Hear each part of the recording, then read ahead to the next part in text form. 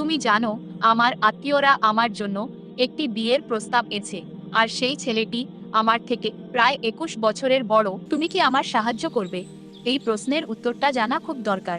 আমি যখন এটির বিরুদ্ধে আপত্তি জানাই, তখন তারা বলে যে যদি মা আয়েশা নবীজিকে বিয়ে করতে পারেন এত বয়সের ব্যবধান থাকার সত্ত্বেই, তাহলে তোমার বিয়ে করতে অসুবিধা কোথায়?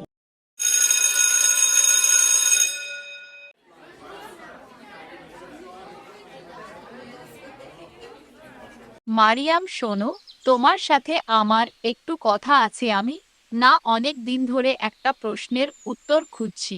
তুমি কি আমার সাহায্য করবে? এই প্রশ্নের উত্তরটা জানা খুব দরকার। ঠিক আছে, তাহলে আজ পার্কে দেখা করো।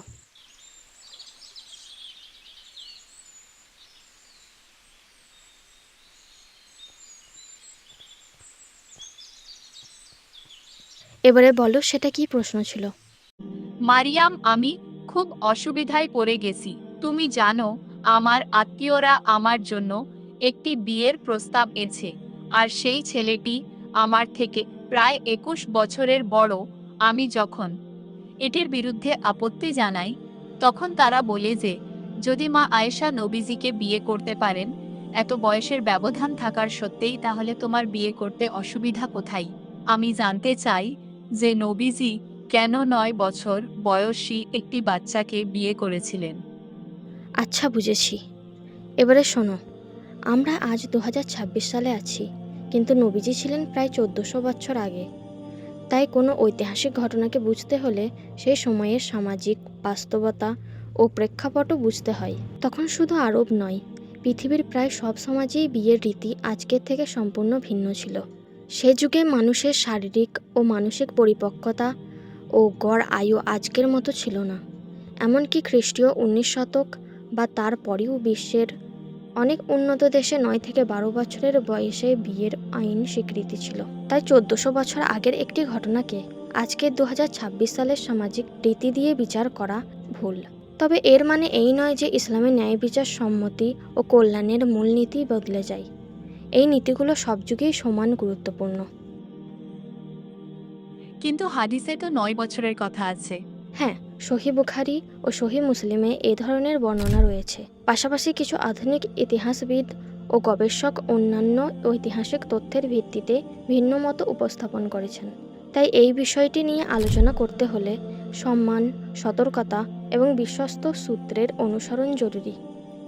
আচ্ছা, যদি সত্যি 9 বছর হয়ে থাকে, তাহলে কি আজকের দিনেও যে কোনো 9 বছরের মেয়েকে বিয়ে দেওয়া যাবে? একেবারেই না। ইসলামে বিয়ে শুধু একটা সংখ্যা বা বয়সের বিষয় নয়, মানুষের কল্যাণ এখানে সবচেয়ে বড় শর্ত। আজকের সমাজে 9 বছরের একটি শিশু সাধারণত নিজের জীবনের গুরুত্বপূর্ণ সিদ্ধান্ত নেওয়ার মতো পরিপক্ক হয় না এবং সংসারের দায়িত্বও নিতে পারে না। তাই আজকের বাস্তবতায় একটি শিশুর সর্বোত্তম স্বার্থ, তার সুরক্ষা ও কল্যাণকে গুরুত্ব দেওয়া ইসলাম অনুসারেই জরুরি।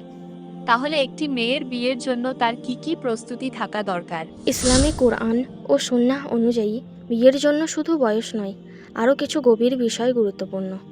আলেমদের মতে একজন মেয়ের ক্ষেত্রে এগুলো বিবেচনা করা উচিত। দিনদারিতা ও উত্তম চরিত্র, এটি সবচেয়ে গুরুত্বপূর্ণ। মানসিক পরিপক্কতা, বিয়ে ও সংসারের দায়িত্ব কিছুটা বোঝার মতো সক্ষমতা।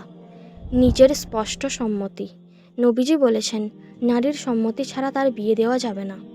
কল্যাণ নিশ্চিত করা, যদি বিয়েতে স্পষ্ট ক্ষতি বা জুলুমের আশঙ্কা থাকে তবে ইসলামে সেই বিয়ে করা যাবে না।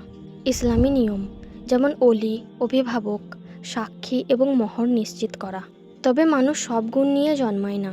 অনেক সাধারণ গুণ বিয়ের আগেও মানুষ শেখে, আবার বিয়ের পরেও অভিজ্ঞতার মাধ্যমে শেখে। এটা তো ধরো একজন মেয়ের জন্য দরকার, আর একটা ছেলের বিয়ে করার জন্য তার কি কি প্রস্তুতি থাকা দরকার? ইসলামে একজন পুরুষের ক্ষেত্রেও শুধু বয়স হলেই বিয়ে করা উচিত এমন নয়, তারও কিছু সুনির্দিষ্ট প্রস্তুতি দরকার, যেমন দিন ও উত্তম চরিত্র।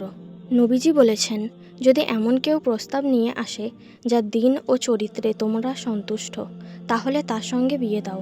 ভরণ পোষণের সামর্থ্য, স্ত্রীর খাদ্য, পোশাক, বাসস্থান ও চিকিৎসার দায়িত্ব সম্পূর্ণ স্বামীর। মানসিক দায়িত্বশীলতা, বিয়ে শুধু ভালোবাসা নয়, এটি একটি বড় আমানত।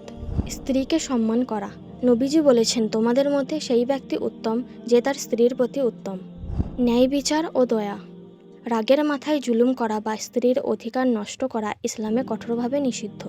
মারিয়াম, যদি কোনো ছেলে বা মেয়ের মধ্যে এই প্রস্তুতি না থাকে, এগুলো অর্জন করতে করতে যদি তার বয়স 30-35 বছর হয়ে যায়, তাহলে প্রথম কথা হলো, বয়স বেড়ে যাওয়া মানেই সে জীবনে ব্যর্থ, এমনটা ইসলাম কখনো বলেনি। তাহলে সে কি করবে? নিজেকে যোগ্য করে গড়ে তুলবে, আল্লাহর উপর ভরসা রাখবে এবং উপযুক্ত সময় ও সুযোগ এলে বিয়ে করবে। কিন্তু সমাজ তো বলে এত বয়স হয়ে গেছে, এখন আর বিয়ে হবে না। সমাজ তো অনেক কিছুই বলে আয়েশা, কিন্তু ইসলাম কি বলে সেটাই আমাদের দেখা উচিত। ইসলামে বিয়ের কোনো সর্বোচ্চ বয়সসীমা বেঁধে দেওয়া হয়নি। তাহলে যদি কেউ 35 বছর বয়সে প্রস্তুত হয়, তাহলে সে যখন সত্যিই প্রস্তুত হবে এবং উপযুক্ত সুযোগ আসবে তখনই বিয়ে করবে, সেটা 25, 35 বা 40, যে বয়সই হোক। গুরুত্বপূর্ণ বিষয় হলো আল্লাহর বিধান মেনে চলা, নিজের চরিত্র রক্ষা করা এবং দায়িত্বশীলভাবে সিদ্ধান্ত নেওয়া। তাহলে কি শুধু বিয়ে করার জন্য অযোগ্য একজন মানুষকে বিয়ে করে ফেলা উচিত? না, ইসলামে শুধু বিয়ে করো বলেনি, ইসলাম একটি সুখী, সুন্দর ও ন্যায়সঙ্গত সংসার গড়ার কথাও বলেছে। তাই নিজেকে এবং অপর পক্ষকে যাচাই করে নেওয়া উচিত। মারিয়াম, অনেকে বলে মা আয়েশা আর নবীজির মধ্যে তো অনেক বয়সের পার্থক্য ছিল, তাহলে আজ কোনো 50 থেকে 60 বছরের মানুষ যদি 18 থেকে 20 বছরের মেয়েকে বিয়ে করতে চায়, সমস্যা কোথায়? তোমাকে একটা প্রশ্ন করি, যদি একজন ধনী মানুষ অনেক টাকা দান করে, তাহলে কি সমাজের সবার জন্য ঠিক একই পরিণাম দান করা ফরজ হয়ে যায়? না, তা কেন হবে? ঠিক তেমনই, নবীজির জীবনে একটি বিশেষ ঘটনা ঘটেছে বলেই সেটি সব মানুষের জন্য সবসময় একইভাবে অন্ধের মতো প্রয়োগ করতে হবে এমন কোনো নিয়ম ইসলামে নেই। তাহলে বয়সের পার্থক্যই কি আসল বিষয় নয়? না, ইসলামে কুরআন বা সহি হাদিসে স্বামী স্ত্রীর মধ্যে কত বছরের ব্যবধান থাকতে হবে বা থাকতে পারবে না এমন কোনো নির্দিষ্ট সংখ্যা নেই। তাহলে মূল বিষয়টা কি? দেখা হবে বিয়েটা কি ইসলামী শর্ত অনুযায়ী হচ্ছে, উভয় পক্ষের মন থেকে সম্মতি আছে কিনা, কারোর ওপর কোনোভাবে জুলুম হচ্ছে কিনা এবং বিয়েটা তাদের উভয়ের জন্য কল্যাণকর কিনা। তাহলে শুধু বয়সের পার্থক্য দেখেই কোনো বিয়েকে ইসলামী বা অনইসলামী বলা যাবে না? ঠিক তাই, কেউ যদি শুধু বয়সের পার্থক্য দেখিয়ে বলে এটাই সুন্নাহ, আবার কেউ যদি শুধু বয়সের পার্থক্য দেখিয়ে বলে এটা অবশ্যই হারাম, দুটো দাবিই বিষয়টিকে অতিরিক্ত সহজ বা ভুলভাবে উপস্থাপন করে। ইসলামে ফিকাহ বিষয়টি আরও বিস্তারিত। মারিয়াম, যদি একটা মেয়েকে তার ইচ্ছার বিরুদ্ধে একজন অনেক বয়স্ক লোকের সঙ্গে বিয়ে দিতে বাধ্য করা হয়, তাহলে? ইসলামে জোরপূর্বক বিয়ে সম্পূর্ণ হারাম ও অবৈধ। যদি একজন নারীর সম্মতি না থাকে, তবে সেই বিয়ে বাতিল করার অধিকার ইসলাম তাকে দিয়েছে। নবীজি নিজে এমন জোরপূর্বক বিয়ে বাতিল করে দিয়েছিলেন। তাই নবীর জীবনের ঐতিহাসিক ঘটনাকে অজুহাত বানিয়ে কোনো নারীর অধিকার কেড়ে নেওয়া, তার অমতে বিয়ে দেওয়া বা তার উপর জুলুম করা ইসলামের শিক্ষা নয়। ইসলামে ন্যায় বিচার ও সম্মতি সবচেয়ে গুরুত্বপূর্ণ। সবাই তো বলে ইসলামে তাড়াতাড়ি বিয়ে করা সুন্নাহ। কিন্তু পুরো হাদিসটা কি সবাই বলে? মানে? নবীজি বলেছেন, তোমাদের মধ্যে যে বিয়ের সামর্থ্য রাখে সে যেন বিয়ে করে, আর যার সামর্থ্য নেই সে যেন রোজা রাখে। এখানে সামর্থ্য বলতে শুধু শারীরিক সক্ষমতা নয়, বরং স্ত্রীর অর্থনৈতিক ও মানসিক দায়িত্ব নেওয়ার ক্ষমতাকেও বোঝানো হয়েছে। তাহলে নবীজি কি বলেননি যে সবাইকে ছোট বয়সেই বিয়ে দিতে হবে? না, তিনি বলেছেন যে ব্যক্তি মানসিকভাবে, শারীরিকভাবে এবং আর্থিকভাবে প্রস্তুত ও সামর্থ্যবান তার জন্য বিয়ে উত্তম, আর যে এখনও প্রস্তুত নয় তাকে রোজা রেখে নিজের চরিত্র হেফাজত করতে বলেছেন। কিন্তু হাদিসে তো যুবকদের সম্বোধন করা হয়েছে, তাহলে এটা কি শুধু ছেলেদের জন্য? না, হাদিসে যুবকদের সম্বোধন করা হয়েছে কারণ সাধারণত সেই সময়ের সামাজিক প্রেক্ষাপটে বিয়ের উদ্যোগ, মূল দায়িত্ব তাদের উপরেই থাকত। কিন্তু ইসলাম শুধু ছেলেদের নয়, মেয়েদেরও পবিত্র জীবনযাপন ও উপযুক্ত সময়ে বিয়ে করতে উৎসাহিত করে। তাহলে যদি কোনো মেয়ে বিয়ের জন্য প্রস্তুত থাকে, তাহলে তারও যদি ইসলামী শর্ত পূরণ হয় এবং সে প্রস্তুত থাকে, তবে বৈধভাবে বিয়ে করা উত্তম। আর যদি এখনও প্রস্তুত না থাকে, তবে জোর না করে নিজেকে গড়ে তোলা, শিক্ষা অর্জন করা এবং চরিত্র হেফাজত করা উচিত।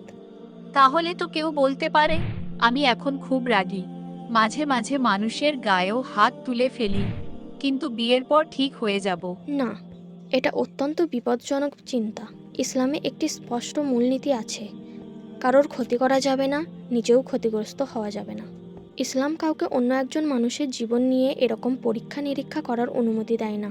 একজন মানুষ যদি জানে সে নিজের রাগ নিয়ন্ত্রণ করতে পারে না, তার কারণে অন্য একজন মানুষ নির্যাতিত হতে পারে, তাহলে শুধু এই ভেবে বিয়ে করা যে বিয়ের পর ঠিক হয়ে যাব, এটি সম্পূর্ণ ভুল। কারণ বিয়ে কোনো মানুষকে ঠিক করার সংশোধনমূলক প্রজেক্ট নয়, বরং এটি দুইজন মানুষের পারস্পরিক অধিকার, দায়িত্ব ও সম্মানের সম্পর্ক। তাহলে তার কি করা উচিত? প্রথমে নিজের সমস্যার সমাধানের চেষ্টা করা উচিত, রাগ নিয়ন্ত্রণ শেখা, নিজের চরিত্র গড়ে তোলা, আল্লাহর কাছে সাহায্য চাওয়া এবং প্রয়োজন হলে প্রফেশনাল বা পারিবারিক কাউন্সেলিং নেওয়া উচিত। বিয়ে হলো ভালোবাসা ও নিরাপত্তার সম্পর্ক, কারোর ওপর জুলুম করার জায়গা নয়। আমি যখন আগে বলেছিলাম মানুষ বিয়ের পরও অনেক কিছু শেখে, তখন আমি সাধারণ বিষয়গুলির কথা বুঝিয়েছিলাম, যেমন সংসার পরিচালনা, যোগাযোগের দক্ষতা বা একে অপরকে বোঝা। কিন্তু এর অর্থ কখনোই এই নয় যে সহিংসতা, নির্যাতনের প্রবণতা বা মানসিক বিকৃতির মতো গুরুতর সমস্যাকে উপেক্ষা করে বিয়ে করে ফেলা যাবে। বিয়ে একজন মানুষকে আরও দায়িত্বশীল হতে সাহায্য করে ঠিকই, কিন্তু বিয়ে কখনোই জুলুম বা খারাপ চরিত্রের ম্যাজিক চিকিৎসা নয়।